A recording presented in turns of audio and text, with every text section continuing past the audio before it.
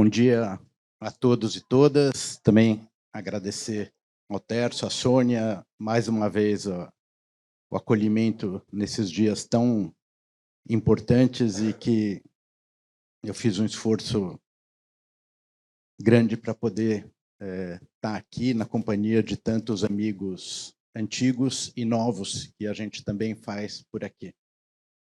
Sobre o tema violência e guerra, eu pretendo estruturar a minha exposição em 4 linhas, começando com as origens da violência coletiva e da guerra, a distinção entre violência e poder, que já foi objeto aqui de comentários, vou passar mais rapidamente, algumas explicações, fundamentos para a existência da guerra e concluindo com a relação entre guerra e direito. Em primeiro lugar, me valendo de pesquisas antropológicas, especialmente da professora Marilène Matisse, que é do CNRS e do Museu de História Natural de Paris, que se dedica ao estudo e pesquisa sobre o comportamento dos primeiros humanos, especialmente dos neandertais. Ela mesma se denomina uma pré-historiadora. A nossa imagem do ser humano pré-histórico selvagem e guerreiro, que persiste até os dias atuais, segundo ela, é um mito, criado na segunda metade do século XIX. Pesquisas arqueológicas mostram que, na realidade, a violência coletiva surgiu com a sedentarização das comunidades e a transição de uma economia de predação para uma de produção. Os dados arqueológicos das pesquisas mostram que alguma forma de violência já existia na era paleolítica, sobretudo em cerimônias que envolviam o canibalismo. No entanto, até agora, não foram encontradas evidências de violência coletiva. Nos casos estudados, apenas indivíduos foram vítimas de violência, o que pode demonstrar a existência de conflitos interpessoais ou de rituais de sacrifício. É razoável, portanto, supor que não ocorreram guerras em sentido estrito no período paleolítico. Diversas razões podem explicar essa situação. Populações pequenas, territórios de subsistência suficientemente ricos ou autossuficientes, a falta de recursos e uma estrutura social igualitária e menos hierárquica. A violência coletiva parece, assim, ter surgido com a sedentarização das comunidades no final do Paleolítico, por volta de 13.000 antes da Era Comum, no Oriente Próximo. Mas, novamente, apenas um ou poucos indivíduos foram mortos, pelo menos por comprovações. A mudança na economia da predação à produção levou a uma mudança também radical nas estruturas sociais e desempenhou um papel importante no desenvolvimento de conflitos. Diferentemente da exploração de recursos na natureza, a produção de alimentos passou a permitir armazenar excedentes e que, por sua vez, deu origem ao conceito de propriedade. Muito rapidamente, mercadorias armazenadas despertaram inveja e provocaram lutas internas.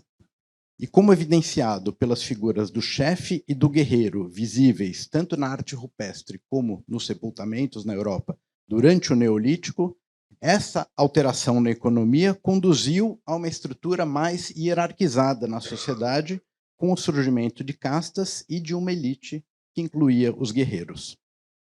E foi apenas a partir de 5.500 antes da Era Comum, época marcada pela chegada de novos migrantes, que os vestígios de conflitos entre aldeias se tornaram muito mais frequentes. Isso proliferou na Idade do Bronze e durante esse período, quando surgiram as armas de guerra feitas de metal, que a guerra se institucionalizou. Há um repertório comum aqui entre todos que participam desses seminários, então eu trouxe também Hannah Arendt e o On Violence, que o João Maurício já mencionou, e ela analisa eventos da década de 60, concordando com a previsão de Lenin de que o século XX se tornou um século de guerras e revoluções, e o desenvolvimento técnico dos implementos da violência, passando dos instrumentos de metal para as armas ultra-sofisticadas, incluindo as armas nucleares, chegou a um ponto no qual nenhum objetivo político concebível poderia corresponder ao seu potencial destrutivo, ou mesmo justificar o seu uso em um conflito armado.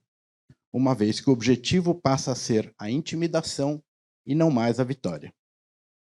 Ela traça uma distinção entre violência e poder. Divergindo da famosa frase de Mao Tse-tung, de que o poder nasce do cano de um fuzil, ela afirma que o poder se encontra na base de todo o governo, mas a violência não. Ela é instrumental por sua própria natureza e, como todos os meios, necessita de orientação e justificação pelos fins que persegue. E eu cito, e o que precisa ser justificado por alguma outra coisa não pode ser a essência de coisa alguma. Já o poder não precisa de justificação, sendo inerente à própria essência das comunidades políticas e resulta da capacidade de agir em conjunto. O que ele realmente necessita é de legitimidade. E o domínio pela violência prevalece apenas quando o poder, na realidade, já está sendo perdido. Então, nesse sentido, a violência pode destruir o poder, mas é incapaz de criá-lo. Se para Clausewitz a guerra é a continuação da política por outros meios, e a política gerou a guerra, ela é a inteligência, enquanto a guerra não passa de um instrumento.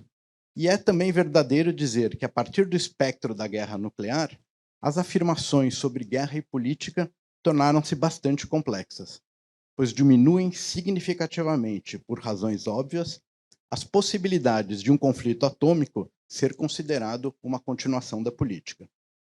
Havia uma esperança, o texto é dos anos 60, que Hannah Arendt compartilhou, segundo a qual, a partir do domínio da tecnologia nuclear por alguns países, a guerra deixaria de ser uma realidade para um número importante deles, limitando-se então a pequenos conflitos de menor expressão, em decorrência do equilíbrio do terror.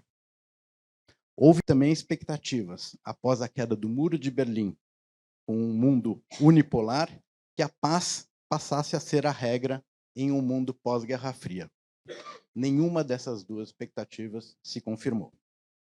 Conflito na ex-Jugoslávia, a guerra do Iraque, a invasão da Ucrânia pela Rússia, vem mostrando que não apenas a guerra continua a ser um meio de resolução de conflitos políticos, como países que detêm a tecnologia nuclear, nela vem desempenhando papel ativo com armamento convencional. Então, temos exemplos dos Estados Unidos no Vietnã e no Iraque, da Rússia na Ucrânia, da Inglaterra nas Malvinas, da guerra entre Índia e China, dos conflitos entre Índia e Paquistão, todos países detentores de tecnologia nuclear, mas que não fizeram uso dela, valendo-se dos armamentos convencionais, e assim a guerra continuou sendo uma política por outros meios. Não há como tratar dos temas da violência e da guerra sem passarmos por Hobbes e a guerra de todos contra todos, onde cada um é governado por sua própria razão. A oposição entre estado de natureza e sociedade civil, a guerra de todos contra todos, prevalecente no primeiro, torna a vida em comum impossível, tornando-se assim necessário abrir mão de parte da liberdade de cada qual para possibilitar a convivência social. É o soberano que vai garantir a cada um a paz em troca da renúncia a essa parte da liberdade de cada um. Esse esquema teórico foi previsto para a ordem interna, já que no plano internacional a soberania de cada Estado impede ou impedia que ocorra uma renúncia à parte dela, e tampouco há um soberano que comande a totalidade dos Estados. Aplicando-se, então, os conceitos de Hobbes à ordem internacional, teremos a expressão concreta da guerra de todos contra todos, do estado de natureza em sua expressão original. Ela vai dar origem às teorias realistas das relações internacionais. Mais adiante, Kant vai propor que os estados só podem sair do estado natural sem leis, que é o estado de guerra, por meio justamente da renúncia à sua liberdade e se formando um estado de povos. Ele inverte, de sua maneira, Hobbes, porque enquanto indivíduos eram distintos dos estados, na medida em que os primeiros constituíam a sociedade civil, enquanto os últimos teriam uma propensão natural à guerra, Kant vai prever um cenário similar ao dos indivíduos para os estados, que perceberiam as vantagens de uma organização pacífica de suas relações, ou seja, Quando a Constituição de cada Estado for republicana, conforme o artigo 1º da paz perpétua, a paz, então, poderá ser garantida. Essa tese, de maneira geral, se confirmou através dos tempos, trazendo para a linguagem atual das relações internacionais, democracias raramente iniciam guerras. Se defendem mais do que atacam. E ditaduras derrotadas, por vezes, se tornam democracias, como ocorreu com a Alemanha e com o Japão. Luigi Bonanati, professor de Relações Internacionais da Universidade de Turim, que se formou com Bobbio, propõe uma tipologia da guerra, que limitações de tempo não vão permitir explorar, mas apenas para enunciar. Ele opõe a guerra interna, a guerra civil versus a guerra internacional, a guerra regular versus a guerra irregular, que seria a guerra de guerrilhas, a guerra convencional versus a guerra não convencional, aí podemos citar guerra atômica, bacteriológica ou química, e também que elas podem se distinguir por seus objetivos. Guerra de conquista, guerra de defesa, guerra de liberdades, guerra de religião e guerra revolucionária. Podemos afirmar que há uma relação direta entre o crescimento do número de guerras e de sua intensidade a partir do surgimento dos Estados nacionais, pois não é mais o patrimônio do soberano que está em jogo, mas a identidade nacional e a sobrevivência do Estado-nação, os vínculos que se formam entre cidadãos de um mesmo Estado. Em 1648, na Paz de Westfália, havia pouco mais de 12 Estados soberanos. O número cresce em 1816 para 23, em 1945 para 66, atualmente mais de 190 Estados-nações. Passando ao ponto das explicações para a existência da guerra, podemos buscar em especial duas delas. Se adotamos a teoria de Darwin, ela vai se fundamentar na luta pela sobrevivência e na disputa por recursos escassos, na qual sobrevivem os mais adaptados. Já Freud, ao analisar a Primeira Guerra Mundial, explica que há dois impulsos que convivem na psique humana, Eros e Thanatos. Conforme a circunstância, um prevalece sobre o outro, e a guerra é uma mistura desordenada desses dois impulsos. Enquanto Eros se manifesta no possível sacrifício da própria vida para defender o objeto do amor de cada um, patriotas, parentes, o país, amigos, Thanatos aparece na possibilidade de destruir o inimigo. Eu encontrei uma interessante troca de correspondências, vou fazer menção bastante breve, entre Einstein e Freud, na década de 30, no Entre Guerras. E Einstein pede a Freud uma resposta para a seguinte questão: existe alguma forma de livrar a humanidade da ameaça de guerra? É do conhecimento geral que, com o progresso da ciência de nossos dias, esse tema adquiriu significado de vida ou morte para a civilização tal como a conhecemos. Não obstante, apesar de todo o empenho demonstrado, todas as tentativas de solucioná-lo terminaram em lamentável fracasso. Propõe Einstein, como ele se diz, uma pessoa isenta de preconceitos nacionalistas, uma forma simples de abordar o aspecto administrativo do problema: a instituição, por meio de um acordo internacional, de um organismo legislativo e judiciário para arbitrar todo o conflito que surja entre as nações. Então, temos aqui uma volta à ideia de um soberano geral. E Freud responde numa longa carta, e ele diz que é um princípio geral que os conflitos de interesses entre os homens são resolvidos pelo uso da violência. É isso que se passa em todo o reino animal, do qual o homem não tem motivo por que se excluir. Continua com a elaboração de que o reconhecimento de uma entidade de interesses comuns levou ao surgimento de vínculos emocionais entre os membros de um grupo de pessoas unidas, que são a verdadeira fonte da sua força, e diz, na conclusão, que as guerras somente serão evitadas, com certeza, se a humanidade se unir para estabelecer uma autoridade central a que será conferido o direito de arbitrar todos os conflitos de interesses. Fala sobre a Liga das Nações, da inefetividade, de como ela não foi capaz de se impor naquele momento e diz: nossa teoria mitológica dos instintos facilita-nos a encontrar a fórmula para métodos indiretos de combater a guerra.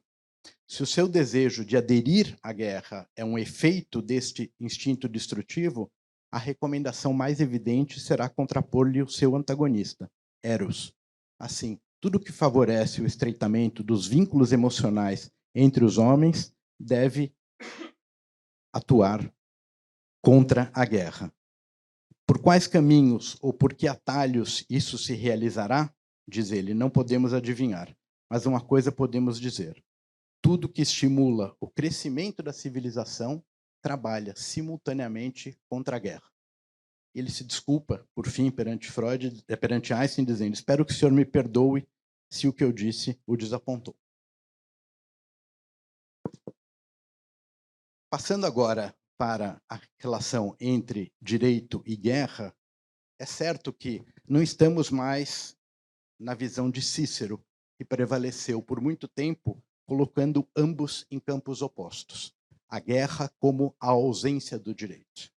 Silent leges inter armas. O direito se cala diante das armas. Ao contrário, mais recentemente, o direito passa a fazer parte dela, regulando a sua prática. As conferências da Haia, em 1899 e 1907, trazem os primeiros elementos, tanto do direito humanitário como do direito bélico. O direito da guerra e da paz, sistematizado originalmente por Hugo Grocio, em sua obra homônima do início do século XVII, Ius Belli ac Paces, passou a desenvolver-se bipartindo-se em direito preventivo da guerra, que é o Ius ad bellum, e o direito da situação ou do estado de guerra, o Ius in bello, destinado a regular as ações das potências combatentes. O direito internacional busca, assim, regulamentar a condução das hostilidades. Esses princípios cobrem, por exemplo, o tratamento dado a prisioneiros de guerra, a civis em territórios ocupados, a doentes e feridos, e abordando também métodos de guerra proibidos e direitos humanos em situações de conflito. Este ramo do direito representa um conjunto de princípios e regras que limitam e norteiam o uso da violência em conflitos armados, tendo como objetivos principais proteger a pessoa humana, especialmente aqueles que não participam diretamente dos eventos, e, segundo, limitar os efeitos da violência nos combates para atingir os propósitos do conflito. Essa distinção entre ius in bello e ius ad bellum é relativamente recente. Os termos não eram comuns em debates e documentos sobre o direito da guerra praticamente até a década anterior à Segunda Guerra Mundial. No ius ad bellum, ou ius contra bellum, onde se busca limitar o recurso da força entre os Estados, está previsto na Carta da ONU que os Estados devem abster-se de ameaçar ou usar a força contra a integridade territorial ou a independência política de outro Estado. Artigo 2º, parágrafo 4º. As exceções a esse princípio são previstas para os casos de autodefesa ou conforme uma decisão do Conselho de Segurança no capítulo 7º da mesma Carta. O artigo 51 esclarece, por fim, nada na presente Carta prejudicará o direito inerente de autodefesa individual ou coletiva se ocorrer um ataque armado contra um membro das Nações Unidas. Um acordo internacional, assim, que limita as razões justificáveis para um país declarar guerra a outro, diz respeito ao ius ad bellum. E além de pactos bilaterais de não agressão, o século XX viu tratados multilaterais definindo novas regras contra a guerra. 3 exemplos mais conhecidos: Pacto Kellogg-Briand, que proíbe a guerra como instrumento de política nacional; a Carta de Londres, conhecida também como Carta de Nuremberg, definindo crimes contra a paz como uma das 3 principais categorias de crimes internacionais; e, por fim, a própria Carta das Nações Unidas, já citadas. Os princípios do ius ad bellum. Em primeiro lugar, autoridade adequada e declaração pública. O princípio da autoridade adequada sugere que uma guerra só é justa se travada por uma autoridade legítima. que está contida na noção de soberania do Estado. Na Suma Teológica, São Tomás de Aquino observa que, para uma guerra ser justa, ela deve não apenas ser declarada publicamente, mas também que o seja por uma autoridade competente. 3 condições que ele estabelece. A primeira, já mencionada, que a guerra seja proclamada pelo príncipe, que derive de uma causa justa, de uma culpa da parte daqueles contra os quais se faz a guerra, e que a intenção de quem combate seja justa, isso é, que se vise promover o bem e evitar o mal. A autoridade adequada é o que diferencia a guerra do assassinato. São as regras da guerra, que dão sentido à prática, que distinguem a guerra do assassinato e os soldados dos criminosos.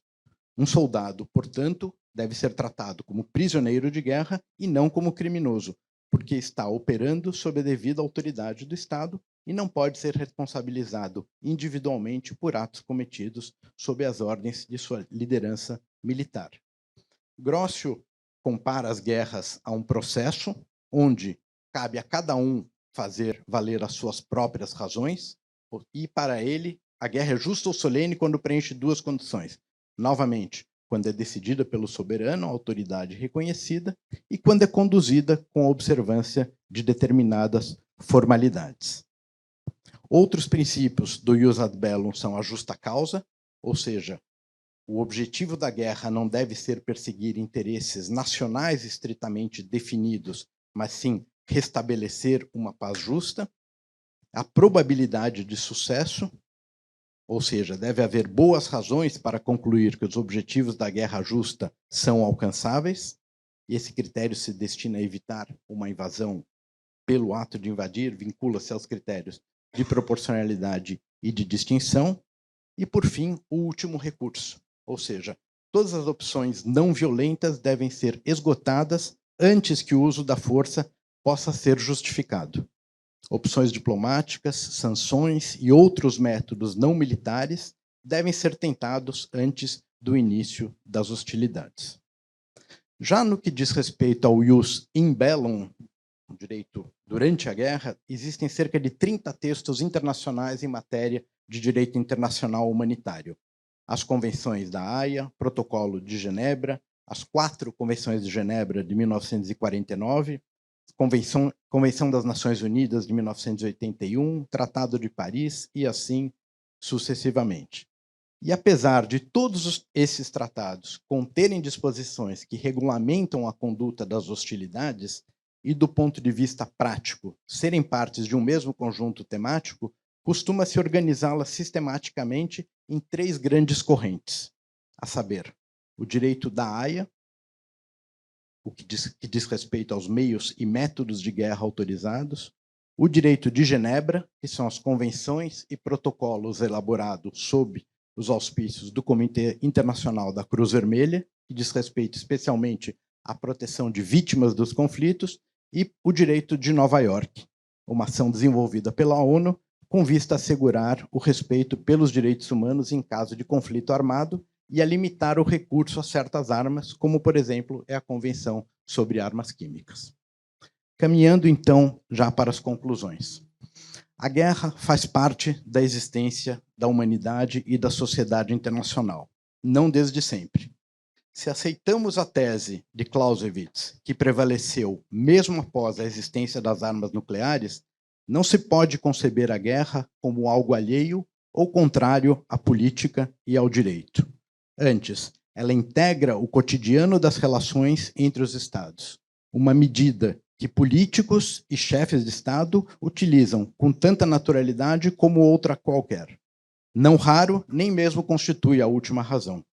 É um dos instrumentos postos à disposição dos governos, uma das formas pela qual se manifesta a política. E não se trata de uma forma qualquer, mas daquela que se vale de um meio específico, que é justamente a violência. Em suma, segundo os estudos antropológicos citados aqui no início, podemos concluir que, embora o comportamento humano violento em relação aos outros seja antigo, a guerra, tal como a conhecemos, nem sempre existiu.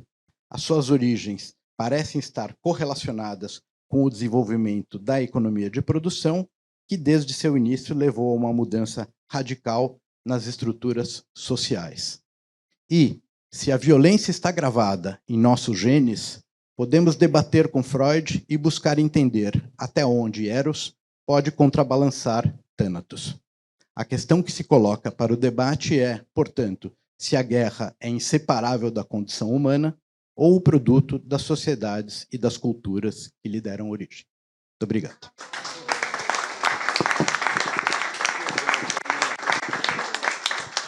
Muito bem. Celso, passo a palavra para você para os seus comentários. O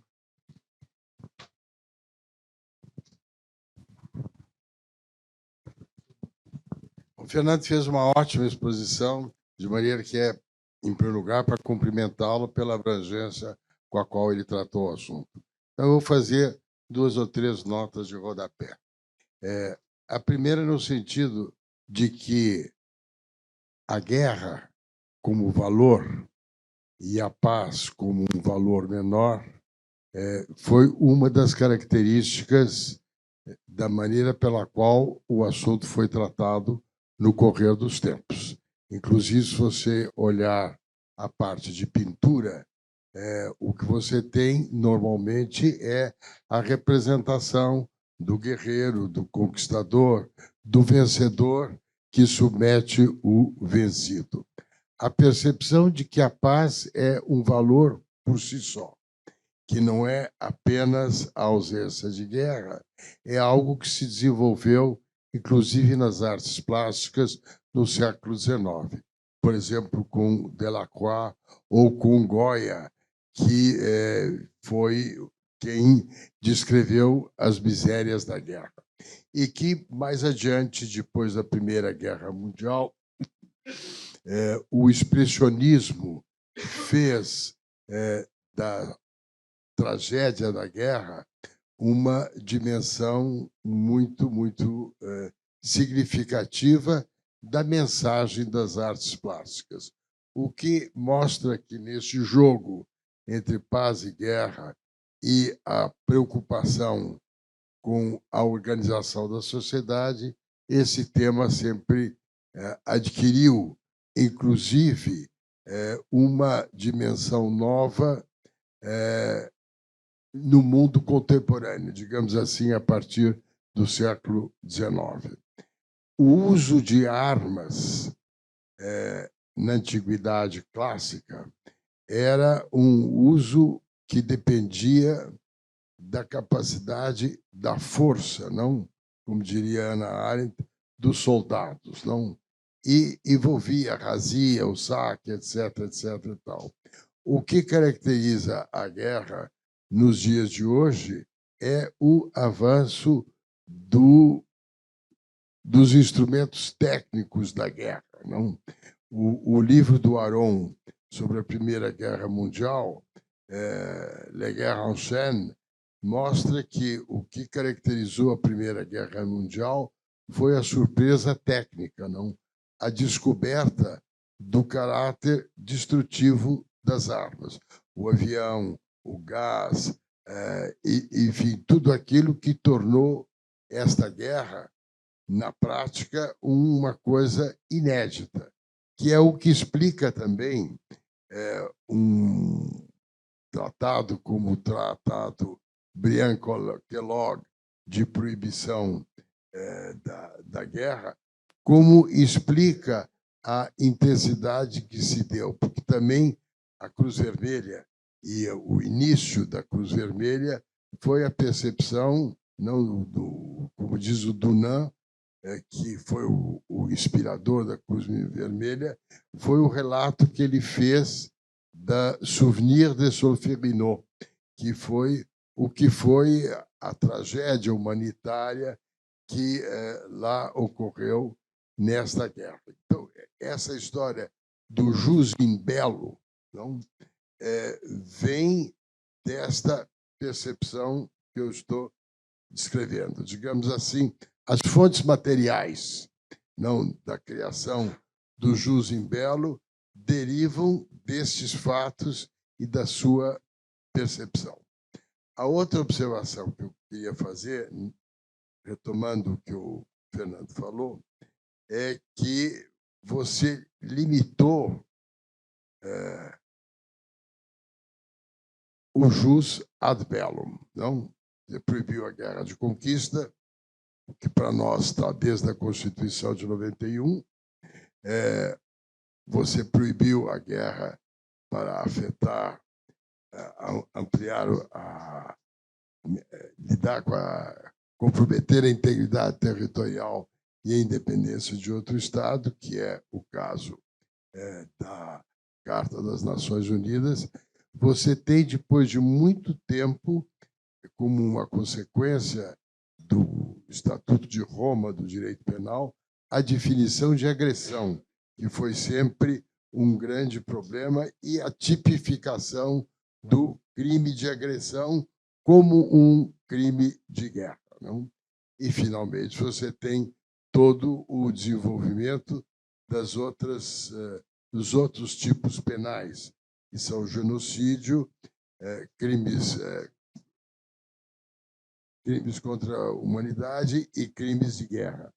Todos eles têm uma nota importante, que são as atrocidades cometidas, mas tem uma qualificação que parte da intencionalidade com a qual esses atos são praticados. Enfim, é o que eu sucintamente comentaria.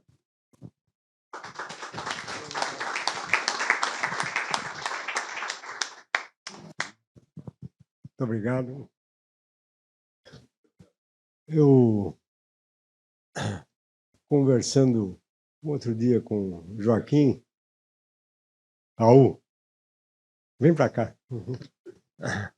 Conversando outro dia com o Joaquim, nós olhávamos também um outro aspecto curioso da guerra, né, que deve ter existido sempre, em formas diferentes, que é o tema da comunicação durante a guerra. Enfim, jogar panfletos, por exemplo, isso nas guerras mais antigas, ou a Segunda Guerra, não? E hoje em dia o que acontece nas mídias, não? Esse jogo da comunicação é fundamental para sustentar a guerra de um lado ou do outro. Mas eu acho que isso nós vamos ainda voltar a discutir na sua exposição, não é? Posso falar antes? Bom, Fernando, me dê uma cópia disso, por favor, adorei. Porque é uma análise ampla da guerra, mas eu achei assim, vista muito pelo lado coletivo. Ou seja, guerras de conquista, guerras de defesa, mas eu queria olhar a guerra do ponto de vista individual. Eu, como médico, você sabe, pessoalmente, inclusive, dedico minha vida a curar, salvar. E ganhei uma grande admiração por um cara chamado Cassius Clay, quando se recusou a ir para a guerra do Vietnã. Quer dizer, ele botou a postura dele de que não quero matar, não quero morrer, à frente de uma causa coletiva nacional. Sem entrar no mérito se os Estados Unidos fez bem ou mal em entrar na guerra do Vietnã, aliás, sem entrar no mérito de nenhuma das guerras. É a causa individual. Então, você vê a dificuldade de convivência quando se perde alguém querido, né? Então, você vê as guerras, Primeira Guerra, Segunda Guerra, as várias guerras pelo mundo afora, elas causam danos às pessoas, danos às famílias. Então, eu, particularmente, não consigo achar que qualquer dessas causas é tão forte a ponto de não se conseguir uma negociação que chegue a algum lugar. Deveria, talvez, a ONU ter a força para mediar, arbitrar, como você falou? Sem dúvida, deveria, mas não consegue, né? Tem um cara chamado, eu anotei o nome dele aqui, um garoto, Eric Hartmann, que diz que a guerra é um lugar onde jovens que não se conhecem e não se odeiam se matam entre si por decisão de velhos que se conhecem, se odeiam, mas não se matam, né? Então, eu acho assim que quando se discute guerra como um todo, pode dar conotação política que quiser, mas tem que valorizar mais do que se valoriza o sofrimento individual das famílias, né? Será que as causas para serem resolvidas precisam obrigatoriamente passar por essa barbaridade, ainda mais no momento da evolução da humanidade, né? Quer dizer, você tem tantas conquistas tecnológicas para melhorar a vida das pessoas e elas acabam resultando em mais mortes, mais sofrimentos, em tudo que é lugar do mundo, né? Esse ano, na Ucrânia e União Soviética, Rússia, né? Israel e Hamas. Como é que a gente, agora que eu te ouvi, como é que você pensa que a coisa deve ser trabalhada olhando para dentro dos indivíduos? Você começou citando o Cassius Clay, ou Muhammad Ali, quando ele já se chamava assim, que ele é o símbolo provavelmente mais conhecido dos objetores de consciência, né? Que são as pessoas que não vão à guerra por razões próprias. Isso tem uma literatura grande, exemplos em vários lugares do mundo onde as pessoas se colocam que eu não estou disposto a participar desse esforço coletivo, ainda que isso envolva também perdas para a comunidade, o país do qual eu faço parte. Eu acredito que, quando a gente fala em último recurso, e acredito nisso na diplomacia, na capacidade dos Estados e dos seus representantes de buscarem soluções pacíficas, mas, por vezes, você chega a situações também que eu acho que o realismo se impõe e não há como evitar. Então, eu fico sempre lembrando de Chamberlain, né, em Munique, quando ele termina a negociação com os nazistas, ele pega uma folha de papel na mão: acabamos de garantir que não haverá mais guerra na Europa, né? E logo em seguida a Alemanha toma os Sudetos e depois invade a Polônia, e aí o resto é história. Se você quiser pegar o exemplo mais recente que você citou da Rússia com a Ucrânia, há uma não aceitação, minha análise, por parte da Rússia, de que a Ucrânia possa ser um país democrático integrado à Europa. OTAN, podemos questionar. Pessoalmente, entendo que não estava colocada a adesão da Ucrânia à OTAN, que poderia provocar um receio da Rússia de ter a OTAN na sua vizinhança tão próxima, mas acredito que a liderança russa ainda sonha com uma restauração, não da União Soviética, mas da Rússia imperial, com os poderes e as delimitações geográficas que ela tinha. O resultado não foi tão positivo nesse sentido, porque a Rússia acabou ganhando um vizinho dentro da OTAN, que é a Finlândia, com uma fronteira ainda maior do que a Ucrânia teria se aderisse. Então, fazendo coro aos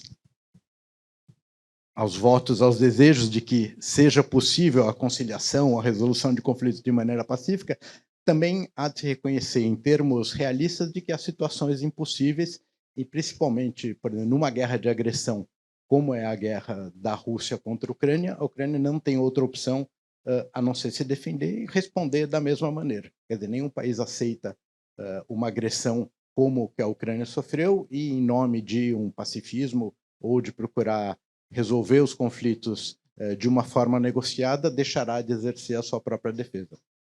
É assim que vivemos. Não, o meu comentário, é óbvio, pode parecer para lá de ingênuo, né? Mas, em termos de talvez romântico, né?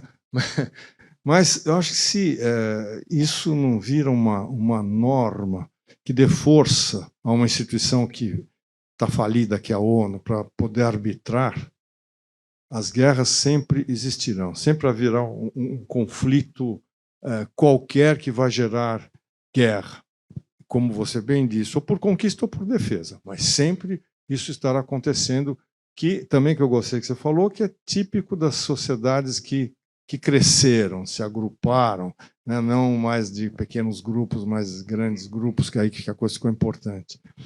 Mas eu só queria registrar isso, assim, a minha angústia pessoal de ver tanta gente morrendo à toa. Eu vejo essa molecada que está morrendo na guerra, todas e qualquer guerras, são um pouco mais novos que os meus filhos hoje, né? E eu ficaria destruído perdendo um filho na guerra. Então é mais um desabafo do que querer que você explique isso com profundidade. Sem dúvida. Eu acho que a gente tem que estar atento também, não só para os lugares distantes, como para os lugares mais próximos. Quer dizer, a gente tem uma perspectiva concreta, real, de, em pouco tempo, termos uma guerra na nossa vizinhança, entre Venezuela e Guiana, para a qual, segundo os entendidos, para o deslocamento de tropas terrestres da Venezuela, teriam que passar por território brasileiro. É disso que a gente está falando. É verdade. Joaquim, você vem até aqui. Acho que o seu problema toca na questão da comunicação, porque o indivíduo sozinho some aí dentro.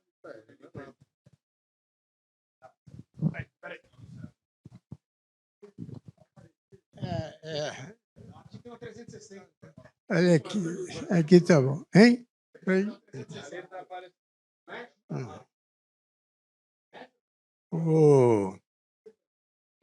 Não, a minha questão o texto citou meu nome e vocês sabem que a minha função aqui é confusion, né? É fazer confusão. O Tércio trouxe um aspecto ontem filosófico, o meu é mais sociológico, e confusion, sociologia com direito. Ele ontem disse que foi o surgimento dos utensílios que mudou a noção de guerra e que criou a noção de guerra, tá certo?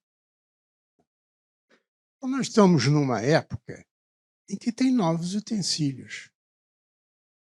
E esses utensílios precisam ser discutidos. E os utensílios, o Antônio trouxe aqui, que é a inteligência artificial, que não é mais utensílio material, é utensílio imaterial. E isso muda toda a noção, estratégia e justificação de guerra, de violência ou de poder.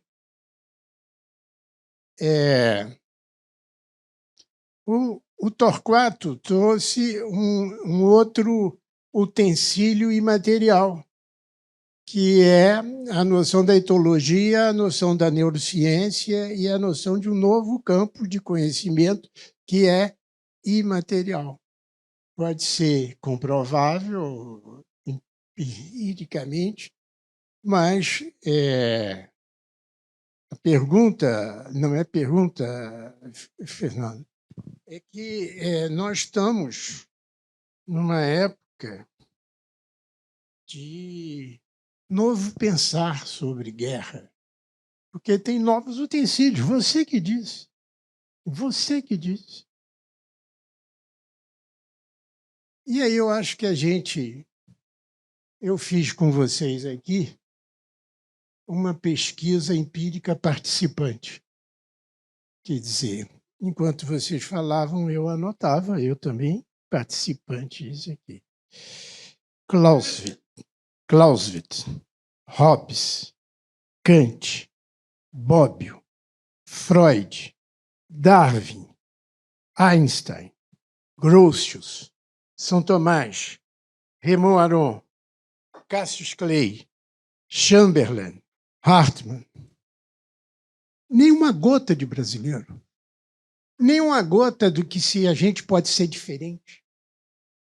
E nós estamos na época em que, se nós não pensarmos a diferença, inclusive cultural e geográfica, e dos nossos mitos, dificilmente a gente vai poder inovar. Então, fiquei preocupado com a ausência... Ronaldinho Gaúcho, não? Pelé. Pelé. Obrigado.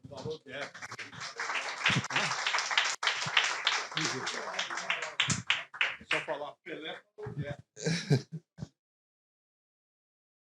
Bom, boa tarde, então, a todas e a todos. Primeiro, cumprimentar o professor Tércio, a Sônia. É uma alegria poder voltar aqui nesse encontro 10 anos depois. Eu vim aqui na condição de aluno e hoje venho aqui como professor. E isso, para mim, é muito gratificante. Eu queria contribuir aqui com reflexões conjuntas, na mesma esteira do que o professor Laffer coloca, com relação ao Comitê Internacional da Cruz Vermelha. Eu tive a oportunidade de ser uma das pessoas que implementou na representação América Latina o CICV no Brasil e mesmo na América Latina. E é muito curioso, porque toda guerra existe um diálogo para poder conversar com os prisioneiros, para poder referenciar todos os prisioneiros. E o primeiro diálogo sempre é dito: olha, a nossa história é diferente. E quando se diz a nossa história é diferente, me parece uma tentativa de justificar a violência pelo ineditismo. Mas de inédito não tem nada. A guerra tem, via de regra, a mesma fonte, a mesma origem. Sempre buscam justificar a violência, mas essa violência é uma estratégia. E é muito curioso porque na Batalha de Solferino, Jean-Henri Dunant exatamente vai trazer uma questão que, a meu juízo, é uma questão filosófica. Matar é uma estratégia de guerra, do jus in bellum. Mas e o sofrimento? É possível violência, mas e o sofrimento? O sofrimento é possível? É permitida a violência, mas deve ser proibido o sofrimento. Portanto, esse foi o passo que o Henri Dunant vai trazer na questão da guerra. Quem é mais violento? E aí tem um questionamento que eu gostaria de fazer, porque isso é algo que nós comentávamos muito com os jornalistas que fariam coberturas em situações de conflito armado e também de guerra. O termo guerra é um termo muito unívoco, mas usado de forma equívoca. As pessoas utilizam o termo guerra de forma errada. E usar o termo guerra significa redução de direitos, porque o direito internacional humanitário permite matar. Por exemplo, ele justifica matar como estratégia. E as pessoas usam a guerra contra o narcotráfico, a guerra contra as drogas, até mesmo a guerra contra a dengue ou a guerra contra a Covid. E existe um ato de violência que não parte do homem, um ato de violência que parte do engendramento das coisas, como a própria Covid, que em 3 dias no Brasil, 3 dias, matou mais do que até agora as pessoas que morreram na faixa de Gaza. E esse é um ato de violência não produzido pelo homem.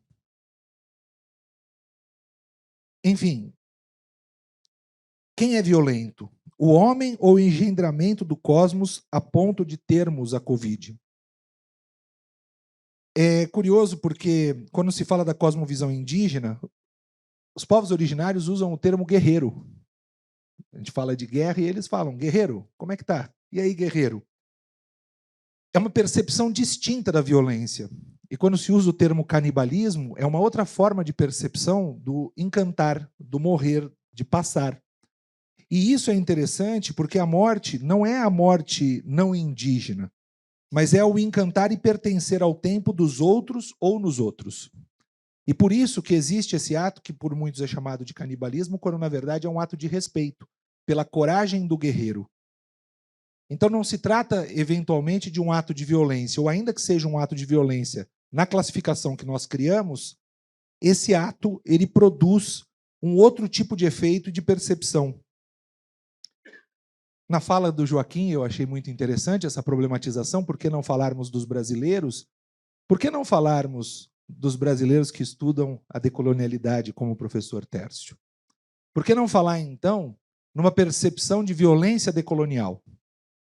Essa perspectiva decolonial é algo que nós precisamos entender.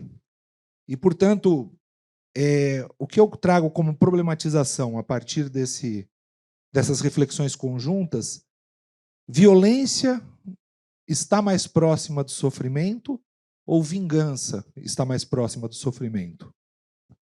Obrigado.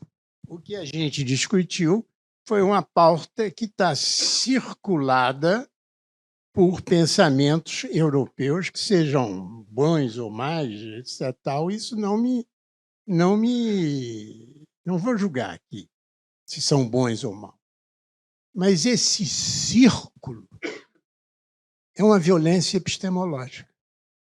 Está se falando em sofrimento e morte. O calibre 5.56, que é o calibre 23 americano, foi desenvolvido para causar sofrimento. Ele não foi desenvolvido para matar, ele foi desenvolvido para ferir com enorme gravidade e fazer pelo menos mais 2 soldados irem tentar salvar aquele soldado que está ferido e ser atingido de novo pelo calibre 5.56. Então, isso muda muito a questão da violência. Eu não sei se você sabe, o calibre 5.56 é um calibre 22, é uma balinha pequenininha. Ela não é feita para matar, ela é feita para causar sofrimento, ao contrário do calibre 7.62, que é o calibre tradicional dos fuzis, que é feito para matar. Não tem problema, eu vou só fazer uma complementação dele, depois eu entro na minha. Na verdade, o calibre americano não foi criado para causar sofrimento. Foi criado para criar problema logístico com o adversário. Você fere um, não pode matar, fere um, 2 saem, são 3, e precisa o Estado adversário ter uma logística hospitalar brutal. Isso cria problema. Foi aí que surgiu. Eu aprendi isso quando, discutindo o armamento no Ministério da Defesa, eu disse, olha, qual é o eficaz? Aí diz, olha, esse aqui mata. Aí diz o general, não, isso não interessa. Não interessa matar, interessa exatamente isso, criar problema logístico para o Estado adversário. Não era provavelmente para criar sofrimento, não interessava exatamente ter despesas e condições de criar hospitais, o diabo 4. Bom, eu vou tentar botar os pés no chão um pouco, que é o modelo. Fernando, a gente sabe que nessa história de guerra, primeiro começamos com aquele radicalismo cristão, anterior à Idade Média, em que havia rejeição pacifista da guerra em todos os campos. Santo Agostinho começou a se opor a isso. Por quê? Porque começava a tentar legitimar as cruzadas. Ou seja, as cruzadas passaram a contrariar a possibilidade do radicalismo cristão. Até que veio, então, Francisco de Vitória, que foi um grande glorificador. Eu vou ler aqui a frase dele. A diferença de religião não pode ser uma causa para a guerra justa. Aquela discussão da guerra justa. A única causa justa para fazer a guerra é quando algum mal foi cometido. Essa frase, quando algum mal foi cometido, autoriza tudo. Porque depende do conceito de mal. E o mal não é um conceito que está no mundo. O mal é um juízo de valor. E aí você cria aquele problema que criaram para os essencialistas da linguagem, quando você sustentava que o significado da palavra vinha das coisas. E aí nós começamos a procurar coisas quando tem dificuldade. É o caso do mundo jurídico. Nós inventamos o mundo jurídico para tentar dar significado às expressões do mundo jurídico, coisa julgada, não sei o que mais. Bem, posteriormente a isso, nós tivemos o realismo, que é a arma silent legis. E aí vem a justificativa internacional e o poder e riqueza de hoje e de amanhã, que foi o caso do Vietnã. Observem uma coisa que nós chama atenção. A ONU foi criada em 1945, no pós-guerra. Imediatamente após, em 1949, por ingerência dos Estados Unidos, começa a formação da OTAN, que transferia a defesa da Europa para os Estados Unidos, que lideravam a OTAN. Salvo a França, porque de Gaulle não topou a parada. De Gaulle resolveu criar sua força de frappe, etc., e os outros entregaram toda a defesa para a OTAN. Observe que, com base na OTAN, liderada exclusivamente pelos Estados Unidos, e totalmente pelos Estados Unidos, eles conseguiram contornar o poder de veto da ONU. Porque a União Soviética, no caso, tinha entrado na ONU e era com poder de veto. Ora, eles iam submeter o poder de veto, então criaram a OTAN para defender a Europa. E aí nós sabemos a evolução de tudo isso. Nós tivemos a Guerra da Bósnia, intervenção da OTAN, Sérvia, Afeganistão, Síria, a própria questão de Israel e agora a Ucrânia. Tudo independentemente da ONU, mas por decisão dos Estados Unidos. Ou seja, tanto é que em 1999 houve uma discussão na Europa em que se começou a se discutir a mudança do objetivo estratégico da OTAN. E aí surgiu o objetivo estratégico da OTAN moderno. Ou seja, defender os interesses dos países integrantes em qualquer lugar do mundo. Superou por completo a ONU, afastou por completo a ONU. Nós tivemos isso aqui, veja, na Guerra da Ucrânia. Havia uma decisão, um entendimento entre a Rússia e os Estados Unidos, a partir da queda da União Soviética, de que não haveria expansão da OTAN nos Balcãs para a divisa com a Rússia. Isso foi feito com Gorbachev, quando Gorbachev conseguiu liquidar a União Soviética. O que aconteceu depois? Vejam, a Rússia não reagiu à anexação, à colocação da Polônia, etc., na ONU, porque ela tinha o problema interno da Chechênia. E precisava resolver o problema da Chechênia. Então não podia participar daquela disputa. Mas não aconteceu isso com a Geórgia. Quando se tentou trazer a Geórgia para o Ocidente, ele intervenceu na Geórgia e ninguém disse nada. Bom, lembre-se que com o governo Obama afastou aquele negócio da Guerra das Estrelas, que a Rússia estava reagindo. Então, observa de que é a guerra da Ucrânia, que, na verdade, hoje é uma guerra de anexação de território, coisa desconhecida, porque as guerras que nós tivemos depois da Segunda Guerra Mundial, nenhuma delas é de anexação de território. Quem tem razão? Aí surge um problema. A mesma coisa se diga, eu gostaria de te ouvir sobre isso, sobre a atual guerra de Israel com Hamas. Nós todos ficamos absoluta e corretamente indignados com a reação, melhor, com o ataque feito por Israel na linha do que fez na época do Yom Kippur. E que derrubou como é o nome dela? A Golda Meir cai por causa disso. Agora temos o problema de que Hamas ataca Israel para evitar, evidentemente, a redução absoluta dos espaços dos palestinos dentro de todo o Oriente Médio. Por quê? Porque, na verdade, a República Árabe Unida, Osman, os Emirados Árabes não gostam dos palestinos. E o Egito também não. Tem objeção aos palestinos. É um fato. Não importa se estão certo ou errado, isso é irrelevante. O relevante é que é um fato. Então, observa, Fernando, que no momento em que ataca Israel, num momento similar ao momento de Yom Kippur, o que nós tivemos? O adiamento do entendimento de Israel com o resto dos países árabes. O entendimento que já havia sido feito com a República Árabe, os Emirados, o entendimento que é feito, as tentativas ao avanço dos entendimentos feitos com a República Árabe Unida sem a participação dos Estados Unidos. Quem estava fazendo esse acordo não estava sendo liderado pelos Estados Unidos. Agora, fez o ataque. Reage ao ataque, atacando de novo. A imprensa ocidental apresenta as mazelas todas ocorrendo na faixa de Gaza. Isso volta a um sentimento que já estava a larvar, que era o antissemitismo.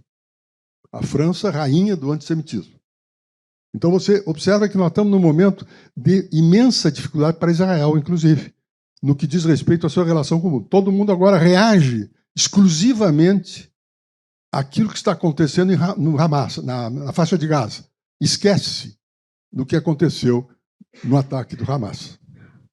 Então, é muito difícil você trabalhar com conceitos de certo ou errado nesse tipo de situação. Nós temos uma vontade imensa de dividir o branco com o preto, o bom com o mal, etc. Qual é a real situação? Daqueles que estão em Hamas, estão na faixa de Gaza, ou aqueles que estão em Israel? Veja a mobilização que criou em favor de Netanyahu, que tinha oposição e que estava na direita, com todos aqueles partidos ortodoxos religiosos. Veja a oposição, a congregação que houve em torno desse problema. Quando vocês estão falando, por exemplo, no caso da Venezuela, ora, você só vai fazer um plebiscito para decidir se os venezuelanos querem anexar Esequibo, a faixa de Esequibo, mas depois vai ter eleição, que ele tem dificuldade. Logo, é um instrumento para a eleição, a reeleição de Maduro, porque cria um inimigo externo. Então, a compreensão desses fenômenos todos torna difícil você emitir juízos de moral sobre isso tudo. Porque são juízos de conveniência. E aí o bom ou o mal vai depender do lado que tu tiveres. Ou seja, vai ser algo instrumental para justificar a tua posição. Isto é mal, e aí você joga para uma discussão, digamos, filosófica, etc., etc., quando isto é geopolítica pura. No caso específico dos Estados Unidos, ou melhor, quando ampliou-se em 99 o espectro estratégico da OTAN, o que queriam os Estados Unidos também? Acabar com a distinção entre Atlântico Norte e Atlântico Sul. Porque desaparecia o Atlântico Sul. Financiaram a criação de um instituto na França, na Espanha, que é comandado pelo Aznar, e que quer discutir a cuenca do Atlântico, sem distinção entre uma coisa e outra. E para tomar o quê? Situações difíceis em relação ao mar, porque os Estados Unidos não ratificaram a Convenção sobre o Mar. Ou seja, na situação atual jurídica dos Estados Unidos, a Praia de Copacabana é área internacional. Porque a zona econômica exclusiva, etc., são conceitos decorrentes do Tratado do Atlântico Norte. Eu me lembro que eu fui convidado várias vezes, quando ministro da Defesa, aos Estados Unidos para tentar me convencer sobre essa situação da cuenca do Atlântico. Aí eu disse a eles, olha, eu só topo discutir esse assunto somente se vocês ratificarem o Tratado sobre o Mar, que eles organizaram à época. E como é que eles não fizeram? O governo mandou para o Senado, para o Parlamento americano, e o Senado não votou. Você sabe que é essa coisa de nós, não decidem. Não decidir é uma decisão política. E, no caso, é uma clara decisão política para não comprometer as pretensões americanas. Então, tem que ter uma clareza. Não dá para a gente caminhar, digamos, a partir exclusivamente da consciência. Porque consciência, para mim, eu prefiro a definição de Mencken. A Mencken tem uma definição de consciência interessante. Consciência nada mais é do que uma voz interior que nos adverte que tem alguém olhando, ou pode ter alguém olhando. Aí a consciência vem. Como é que tu vê essa história da disputa, e não posso fugir disso, de Israel e... Bom, primeiro, sobre a OTAN, vou divergir. Eu acho que a OTAN foi um instrumento não apenas sob a tutela, tem sido não apenas sob a tutela dos Estados Unidos, mas com a participação ativa de países europeus, que garantiu a paz na Europa durante 70 anos. Junto com a União Europeia, a antiga comunidade, enfim, acho que esse braço militar assegurou a paz, como a gente tem visto até a invasão russa da Ucrânia. A cessão, como eu falei para o Raul, da Ucrânia, a OTAN não estava colocada, era algo, enfim, era um desejo, mas nunca os países europeus definiram os passos para isso, diferentemente da União Europeia, que desde Maidan, quando a Rússia, enfim, deu um golpe lá e impediu que a Ucrânia entrasse na União Europeia, isso sim estava colocado e deve ocorrer mesmo com o conflito. A OTAN nunca invadiu ninguém, ao contrário da União Soviética. Invadiu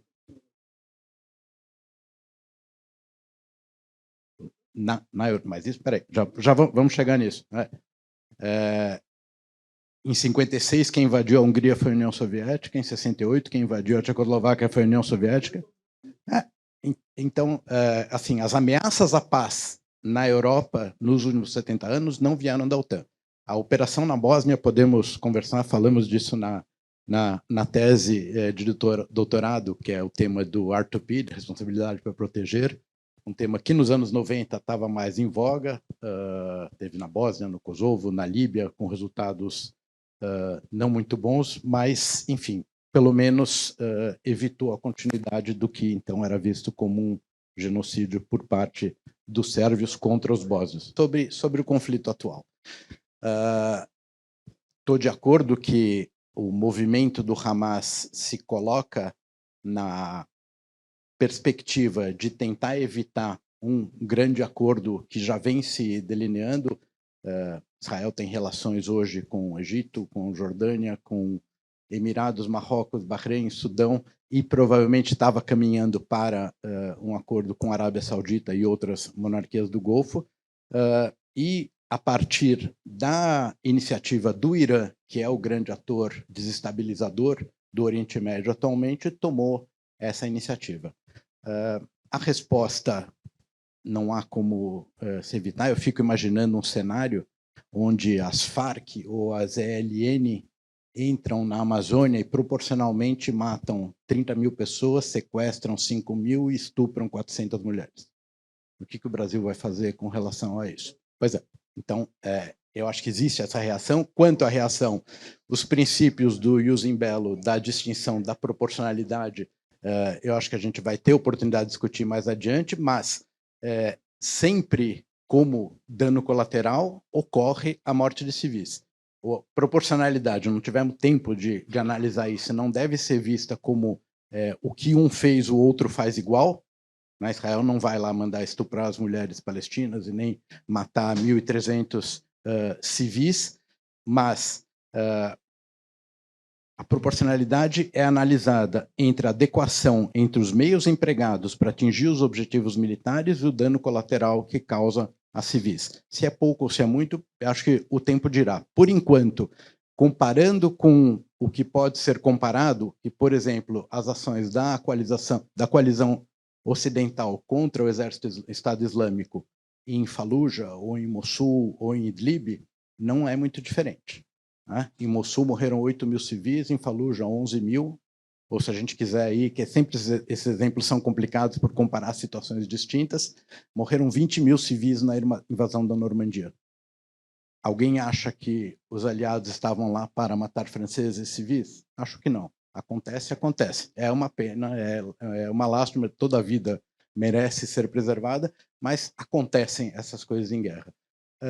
O Netanyahu, não acho que ele fez isso de maneira para ganhar poder, acho que esse é o fim da carreira dele, como foi o da Golda Meir.